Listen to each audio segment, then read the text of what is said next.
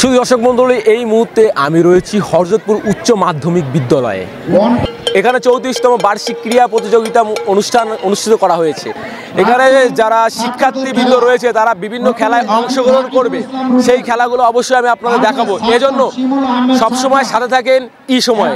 1990 সালে দেশ নেত্রী বেগম খালেদা জিয়া, সাবেক 3 বারের প্রধানমন্ত্রী, বাংলাদেশের সবচেয়ে জনপ্রিয় নেত্রী, উনি 9 বছর আন্দোলন করে স্বৈর শাসক এরশাদকে হাঁটিয়ে বাংলাদেশে আবার গণতন্ত্র প্রতিষ্ঠা করেছিল এবং উনি এই কেরানীগঞ্জে ব্যাপক উন্নয়ন করেছে।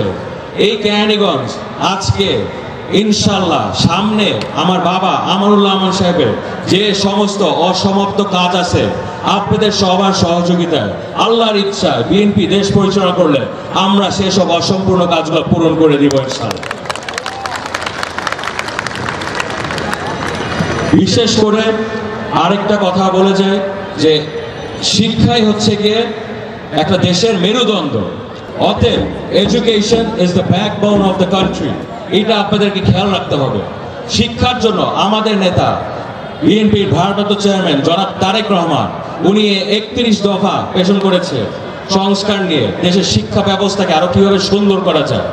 ওইটার মধ্যে উনি রেখেছে যে আপনারা গ্রাজুয়েট করার পর 1 বছর যখন চাকরি খুঁজবেন তখন বেকার ভাতা, এটা হচ্ছে শিক্ষিত বেকার ভাতা, এটা বিএনপি সরকার ইনশাল্লাহ বাস্তবায়ন করবে এবং প্রত্যেকটি পরিবারের জন্য বিনামূল্যে স্বাস্থ্য সেবা বিএনপি আমরা নিশ্চিত করব ইনশাল্লাহ। বাংলাদেশে প্রত্যেকটি পরিবারের জন্য একটা ফ্যামিলি কার্ড আমরা যদি দেশ পরিচালনা করি আমরা নিশ্চিত করব। এই ফ্যামিলি কার্ডটা কিন্তু আমার পুরুষ ভাইদের নামে হবে না, এই ফ্যামিলি কার্ডটা হবে আমার শ্রদ্ধেয় নারীদের নামে। ওই পরিবারে, যেই পরিবারে প্রত্যেকটি পরিবারে নারী আছে, মা বোন ওয়াইফ যেই থাকুক, ওই পরিবারের নারীর নামে কার্ডটা হবে এবং ওই কার্ড দিয়ে আপনারা খাদ্য সামগ্রী উঠাতে পারবেন।